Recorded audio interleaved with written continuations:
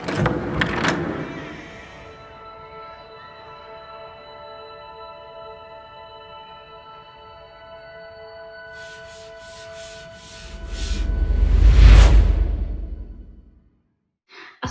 warahmatullahi wabarakatuh.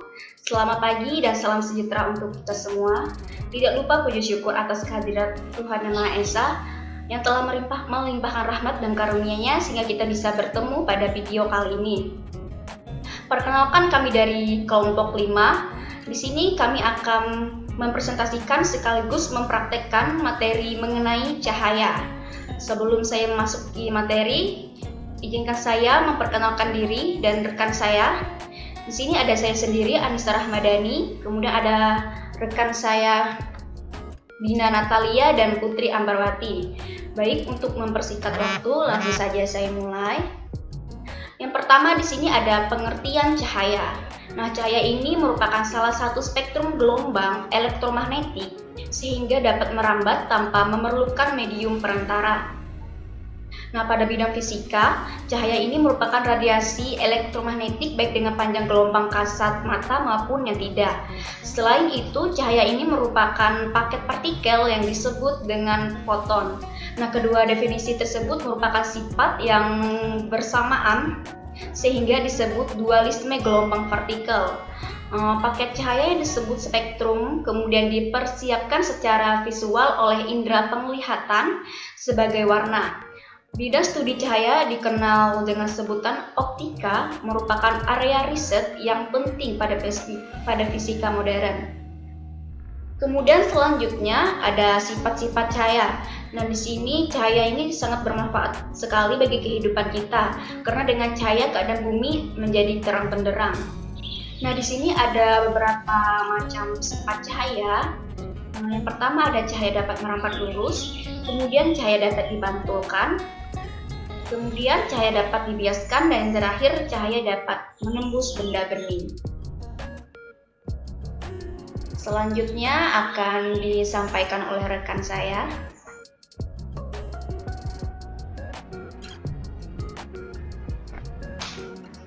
Selanjutnya di sini ada mata dan optik.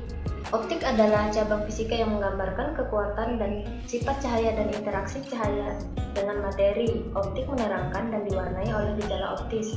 Dan menurut Kamus Besar Bahasa Indonesia, optik adalah sesuatu yang berkenaan dengan penglihatan, seperti cahaya, lensa, mata, dan sebagainya. Alat-alat optik, di sini ada mata, bagian-bagian mata. Yang pertama di sini ada kornea, yaitu selaput atau lapisan bola mata yang tidak berwarna atau bening. Fungsinya untuk menerima rangsangan cahaya dan meneruskan ke bagian mata yang lebih dalam. Selanjutnya ada iris, lapisan di depan lensa yang berwarna, fungsinya mengatur ukuran pupil. Kemudian pupil adalah celah bundar di tengah iris, fungsinya mengatur cahaya yang masuk ke mata. Lalu di sini ada lensa mata, yaitu benda bening di dalam bola mata yang berbentuk cembung. Fungsinya adalah meneruskan dan memfokuskan cahaya atau bayangan benda agar tepat jatuh pada retina. Ketebalan retina dapat berubah-ubah. Jika mata melihat benda-benda yang dekat, lensa mata berubah menjadi cembung. Sebaliknya, jika melihat benda-benda yang jauh, lensa mata akan menjadi pipih. Kemampuan lensa mata untuk menjadi cembung dan menjadi pipih disebut gaya akomodasi. Kemudian di sini ada retina. Retina adalah lapisan terdalam dari dinding bola mata, berfungsi sebagai layar penerima bayangan benda. Lapisan retina yang mengandung sel-sel pekat cahaya disebut bintik kuning, sedangkan sel-sel yang tidak pekat terhadap cahaya disebut bintik buta. Selanjutnya di sini ada makula. Makula adalah area sensitif kecil di tengah retina yang memberikan penglihatan sentral. Makula berada di area retina yang mengandung sel pekat cahaya. Sel ini membuat kita melihat visual secara detail. Makula juga dapat mengalami kerusakan dan penurunan fungsi seiring bertambahnya usia. Selanjutnya di sini ada saraf optik. Saraf optik berfungsi untuk meneruskan. Selanjutnya ada makula, adalah area sensitif kecil di tengah retina yang memberikan penglihatan sentral.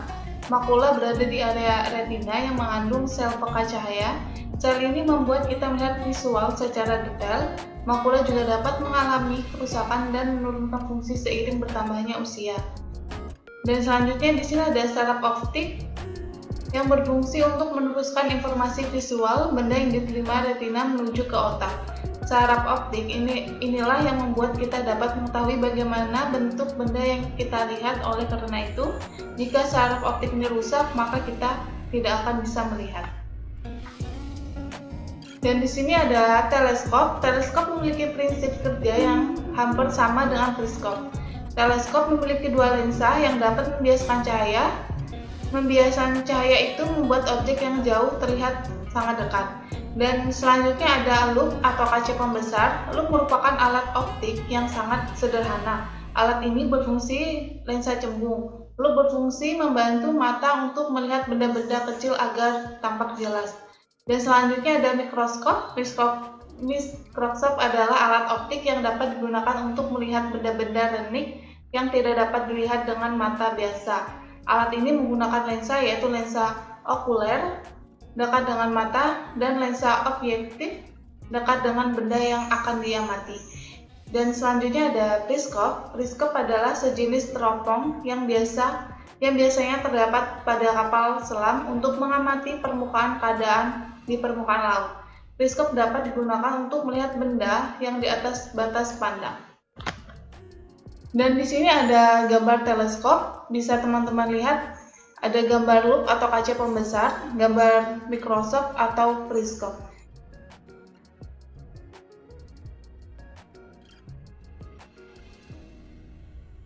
Berikut kami akan mempraktikkan sifat dari cahaya yang dapat merambat lurus. Maka bahan yang digunakan yaitu yang pertama di sini ada 3 buah kardus yang sudah diberi lubang.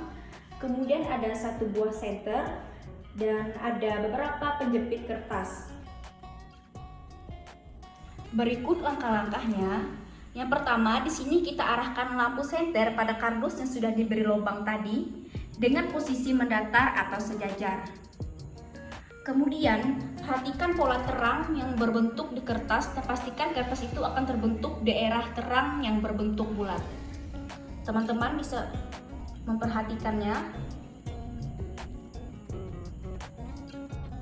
Kenapa dikatakan cahaya yang dapat merambat lurus? Jadi, di sini karena sebuah cahaya senter ini tadi melewati satu medium perantara yang memiliki partikel yang sama atau setara. Jadi di sini dibuktikan bahwa cahaya tersebut dapat merambat lurus. Selanjutnya di sini kami akan mempraktekkan cahaya yang dapat dibiaskan.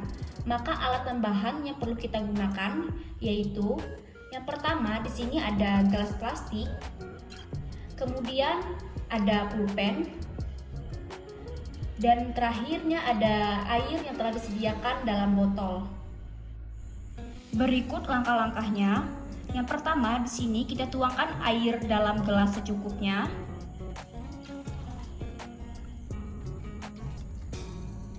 Kemudian kita masukkan sebuah pulpen ke dalam gelas yang sudah diberi air tadi. Maka kita lihat apa yang terjadi. Teman-teman bisa lihat di sini. Nah, di sini yang terjadi, maka pulpen yang dimasukkan ke dalam gelas yang sudah diberi air tadi terlihat seperti patah dan lebih besar.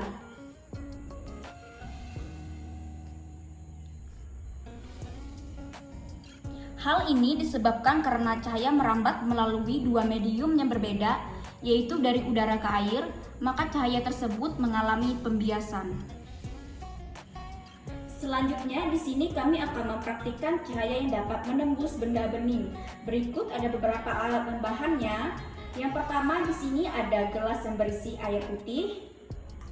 Kemudian ada juga sebuah senter. Kemudian selanjutnya di sini juga ada plastik bening. Dan ada juga plastik hitam. Kemudian selanjutnya ada kertas folio. Dan yang terakhir di sini ada kardus. Berikut langkah-langkahnya. Pertama-tama, di sini kami menyenterkan pada air di dalam gelas. Dan hasilnya, cahaya tersebut tetap dapat menembus karena air benda itu benda transparan. Kemudian yang kedua, kami meletakkan cahaya pada plastik bening dan hasilnya tetap dapat menembus cahaya. Kemudian yang ketiga, kami meletakkan sebuah plastik hitam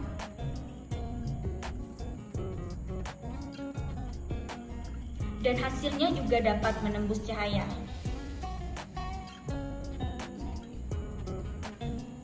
Kemudian yang keempat, kami meletakkan sebuah kertas folio. Nah, di sini hasilnya tidak menembus, akan tetapi hanya terlihat bayangan saja.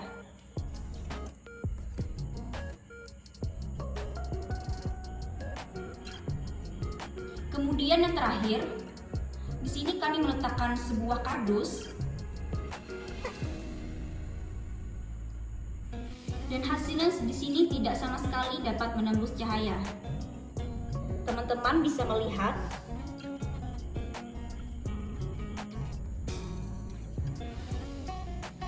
jadi kesimpulannya dari percobaan praktikum sekarang ini yaitu benda dibedakan menjadi dua. Yang pertama itu benda yang dapat ditembus cahaya dan benda yang tidak dapat menembus cahaya. Selanjutnya, terakhir di sini kami akan mempraktikkan cahaya yang dapat dipantulkan. Berikut ada beberapa bahannya. Yang pertama di sini ada satu buah sisir plastik. Kemudian yang kedua ada sebuah senter. Yang ketiga ada penjepit kertas. Kemudian selanjutnya juga ada satu buah cermin. Dan yang terakhir ada satu buah kertas folio. Berikut langkah-langkahnya. Pertama-tama di sini kita siapkan satu buah kertas folio dengan rapi. Kemudian kita sandarkan kaca pada dinding agar bisa berdiri dengan tegak.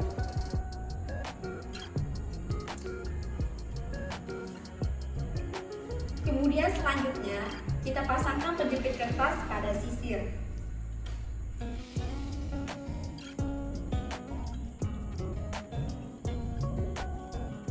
Lalu kita pasangkan sisir tersebut berhadapan dengan kaca. Dan selanjutnya di sini kita siapkan senter tersebut dari sisir menuju arah kaca tersebut.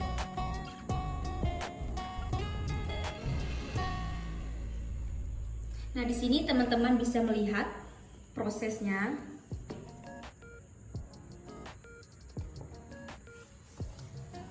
Kenapa di sini cahaya dikatakan dapat dipantulkan? Karena senter ini tadi dapat dipantulkan dengan cara terpancarnya kembali cahaya senter tersebut dari bagian permukaan benda yang terkena cahaya.